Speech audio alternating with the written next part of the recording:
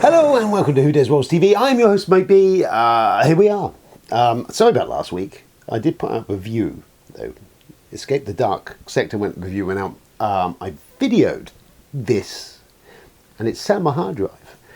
And then I really couldn't be bothered to edit it. If I'm absolutely honest, I was tired. I had a lot of hours of work, and I looked at it, I was like, oh. So I will run through everything that was in the last week one, which not much has changed, to be fair. So let's do that then. What's this? Okay, news, board game news.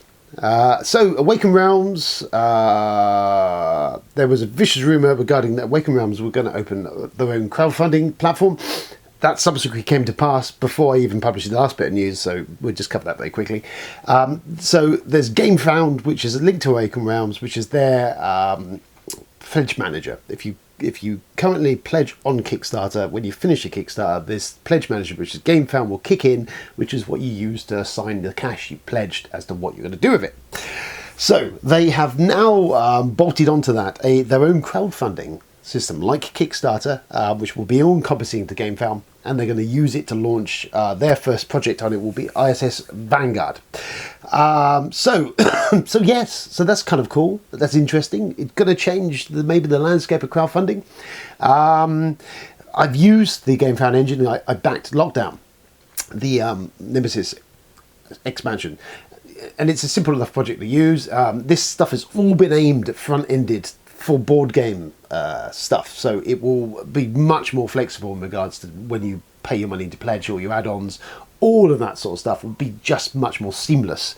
So if you've used Kickstarter or any of those project managers, this thing is going to be designed specifically tailor-made for that.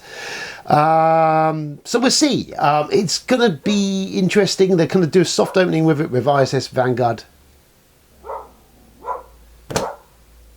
Baxter.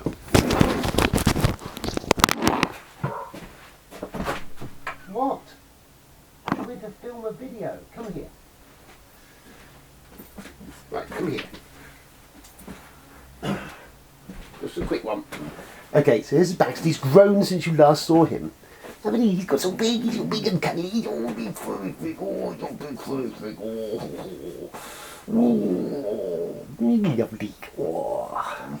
Yeah, I know. You alright? Are you stuck outside? There's no one coming to see you. Is that what was happening? Oh no. Oh no. You okay?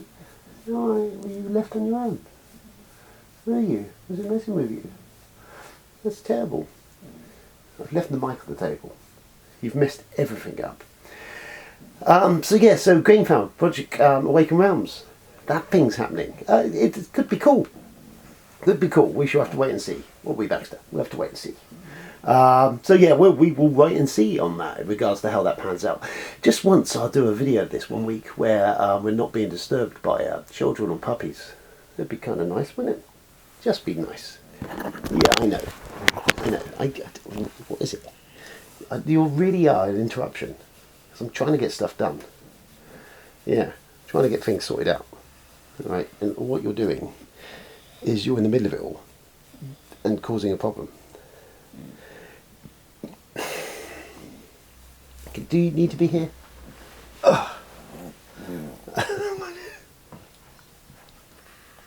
Okay, that's nice. Thank you. Oh, love. You're comfortable. You're right there, comfy. All right. Oh, good. I'm glad of that. So yes, GameFound. Anyway, we've covered that. I've lost my thread. If I'm absolutely honest, totally lost my thread. You sucking my thumb. Battlestar Galactica. There was another vicious rumour circulating around that there is going to be a reskin of Battlestar Galactica for Fantasy Flight with the Arkham Horror, the Cthulhu sort of license on top of that.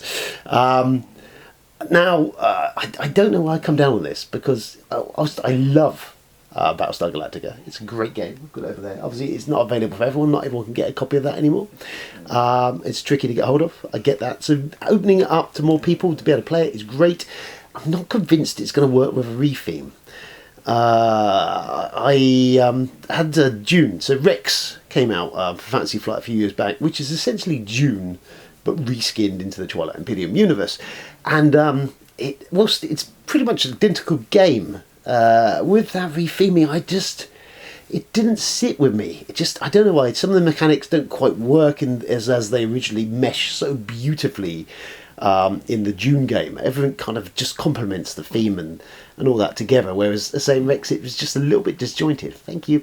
And I just wonder if this is going to be the same problem with this BSG rething, is that it works so wonderfully well with the Battlestar license. The theme kind of meshes together beautifully, sort of, it's all kind of syncs up lovely. Just with Arkham on top of it, I just don't see it will work, but it will just be a little bit disjointed. Thank you. You're not helping. This is not helping. So yeah, we'll see. That may come to nothing. There's been rumours before, but the Twilight Imperium expansion was being rumoured for a little while. Oh God. And then it did become reality. So this is again quite likely that this could happen. We will have to wait and see. You're so not making this very easy. You're not. You're not. No, really, really not. Okay, I love you too. I do. I love you. You're lovely. You're my mate. I do love you. Yeah. Okay, I do love you. Then games we've played. What have we played? What have we played, Baxter? What have we played? So we've played some more Jaws of the Lion. The way through the tutorial section is now complete. We are now on our way through the actual campaign, and it's really, really smooth. It's really good. If you've never played Gloomhaven, then this is a great way of testing the water. Very reasonable price, about 40 quid. You get a lot of stuff in that box. You're getting down, aren't you? Oh, right. Why don't eat stuff? Yeah.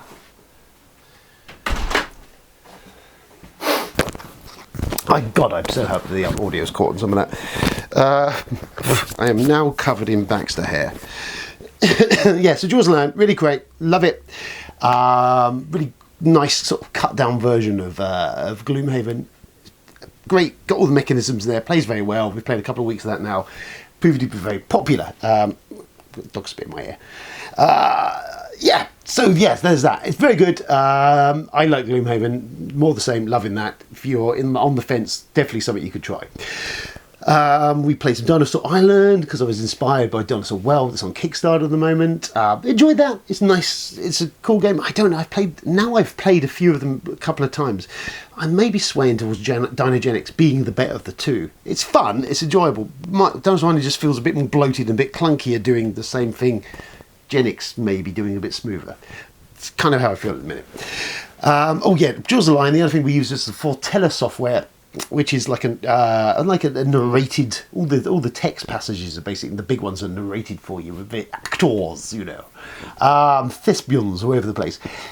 Lovely bit of audio, very well produced, high quality audio and all that.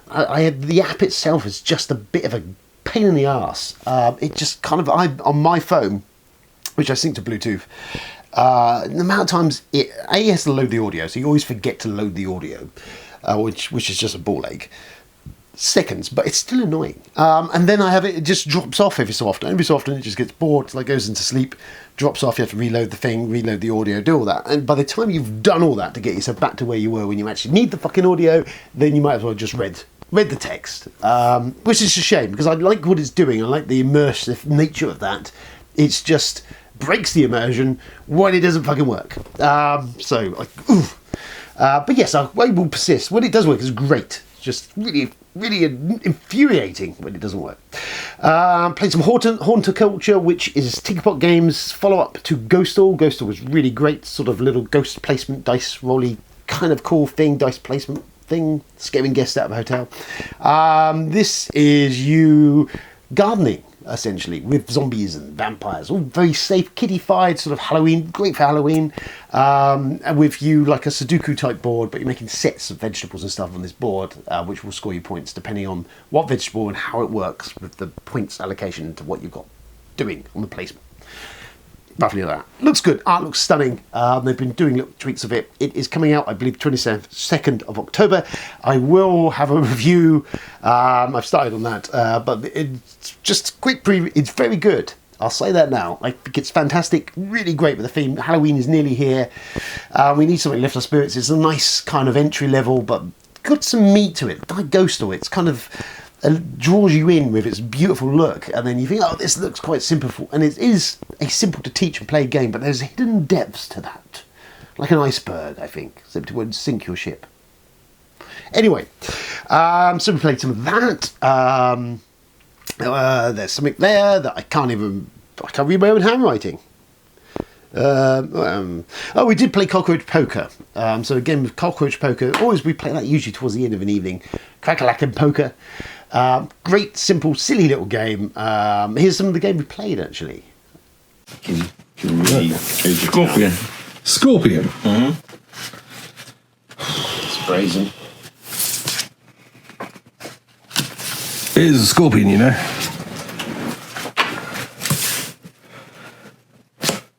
It's a frog. No, it's not a fucking frog. Warning for those of delicate sensitivity, there is adults smoking cigarettes and stuff at the table, and I apologise for that, but just some of them I gather around in my group are dirty, filthy smokers. What can you do with them? Anyway, if I ever sell my crack-a-lackin', it will not be coming from a smoke-free room. But yeah, crack-a-lackin', really great. Just a simple, it's a bluffing game. So the idea is you get a stack of cards in front of you of the different suits of between rats, and stink bugs, and cockroaches, and stuff like that, bats. And essentially what you do is the idea of the game is you pass a card to one of your fellow cockroachers of poker, that's what we call them in our professional capacity, and you state what that card is. And you can either lie, or you can tell the truth, whatever takes your fancy. That person then has the option, two options in fact. They can either outright call you a liar, or even declare that you're telling the truth and flip the card over, and either way it pans out. Then if they're correct, then the card goes back to the person trying to pass it, and sits in front of them, get a set of 4 of the same suit of animal, and you lose the game. Or the second option they can do is they can look at the card, and then they themselves have to pass it on to anyone else at the table who has not yet seen it. That's it. Very simple. The royal variant has royal cards, which essentially make you draw cards from the deck in the middle if you accidentally end up with them face up in front of you.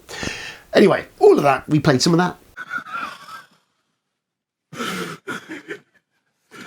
It's a stink fly. Is this a It's a fly. For some reason, I don't think it is.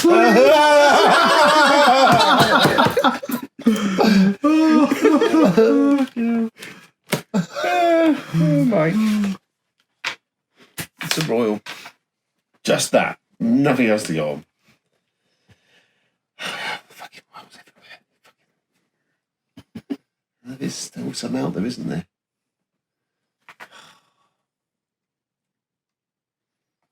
You would be at it, wouldn't you? It's a stink bug. Ooh.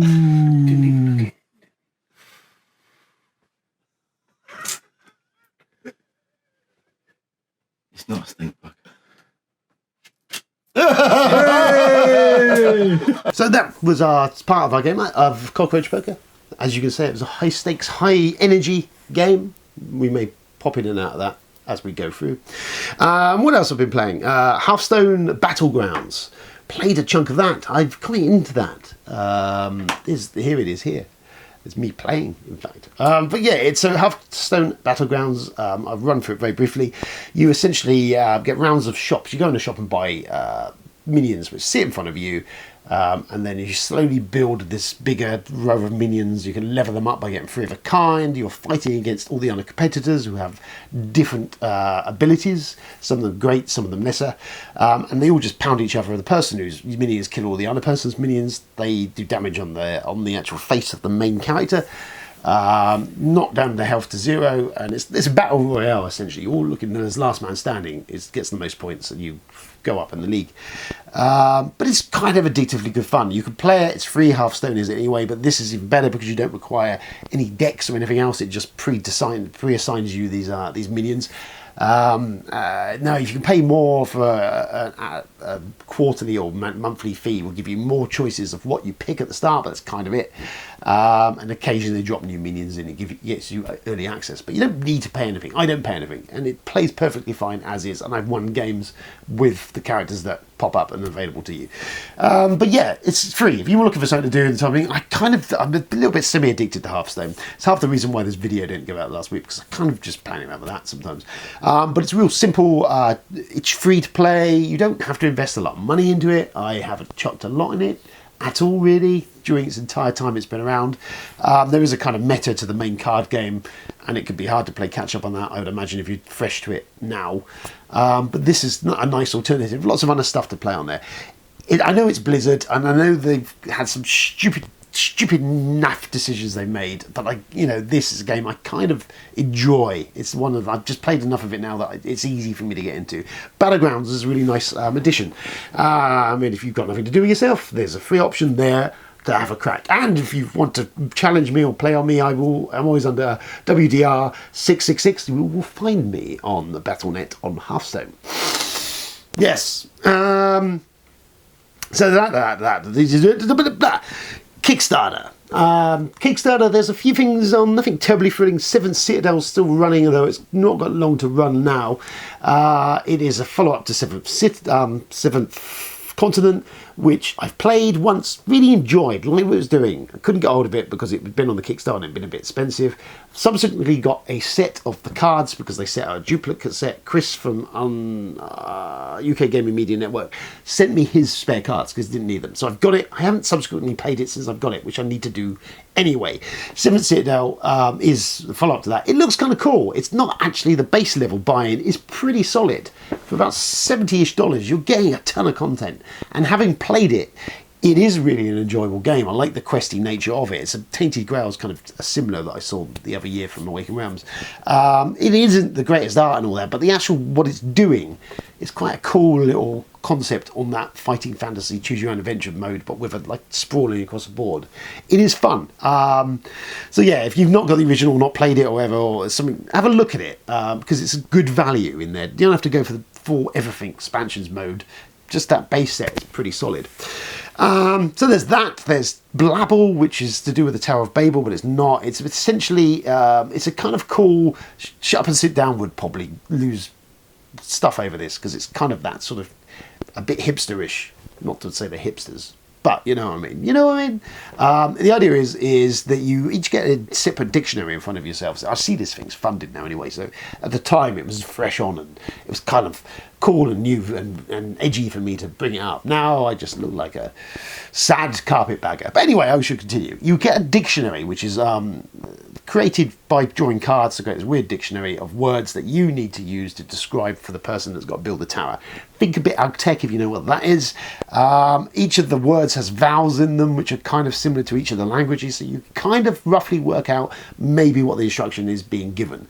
I like it. I thought it was very cool. Like the idea, the concept behind it could be entertaining as like a party-ish game. The only thing kind of fell flat is that I wish the tower had been actually something you were building rather than just cards. But as a cool, different thing and using language as a game mode, I thought that was quite interesting. Anyway, that's on. Frostpunk is on as well at the moment. I finally sat down actually last week when I wasn't doing videos and played Frostpunk, the Steam game. And it's very cool. It's the idea of this a steampunk Frostpunk thing. It's set in England, but after an ice age essentially is hit. You're kind of the last remnants of civilization sort of crowding around this big furnace sort of tower thing, which heats the settlement, and you're building your settlement and housing and other bits and pieces. Think of it sort of like Civ in those regards a little bit, and those sort of like real-time strategy type games. You're building up this area of different types of building and techs and stuff to try and bring supplies in and survive. But as it's from the guys who did This War Is Mine, it also has kind of a social conscience to it. So there's decisions you're making that can have repercussions on your people down the road. And I played the little bit of it, and I kind of thought it was okay and cool, but having sat down and I had invested actually a bit of time into that, a couple of hours into it, it's very cool. Lots of different expansions on it. All of that stuff aside, there is the Frostpunk Kickstarter at the moment running for the board game. It is from an offshoot, a break-off. I can't remember the name of the actual company that broken off, but they were part of Awakening Realms. There's a guy, I think, behind who designed This War of Mine, and I think Nemesis, so essentially it's this big tower, has buildings. It's not bad buying if you want to get the real sort of vanilla version, but for all the miniatures and all the bling to make it look nicer, it does start getting expensive. It's a cooperative game. I'm not sure how it would work as a board game, maybe. I think it's probably something that would work very well as a solo board game. How it would mark as more the view, I don't know. Worst case scenario, throw a couple of quid at Steam and just pick up the Steam game, because the Steam game is really interesting and solid. But yes, that's also out, and that looks kind of cool, and it's doing very well at the moment. And that, I think, is the end of that. Oh, what a roller coaster this has been. So that's us for the week. I apologise for the lack of one the other week. There is stuff coming up. I've got a bunch of stuff that I want to do. In 2 weeks' time, I have a couple of weeks off work, and what I intend to do with some free time that I shall have available is to do some videos and just kind of catch up on more of the content that I need to do. That's the plan at the moment. We shall see how that pans out. But yeah, that's it for the minute. Horticulture review is coming. I need to get that nailed and sorted out. There's a Ticklandia I need to do, which was fun. I'm looking up at stuff that's behind the camera that I need to get done. There's more stuff up there. I'm sure I'll get more played. Obviously, stay safe out there. We're in crazy times. Crazy shit is happening. I'm losing my voice. But that's it. I think that is it. I think that's enough. I think that's enough of that. Thanks for tuning in. I've been your host, Mike B. I'll catch you up next week. Have a great week of gameplay. Go and check out my review of Escape the Dark Sector if you've not done that. That's all right. It's good fun. And I'll see you soon.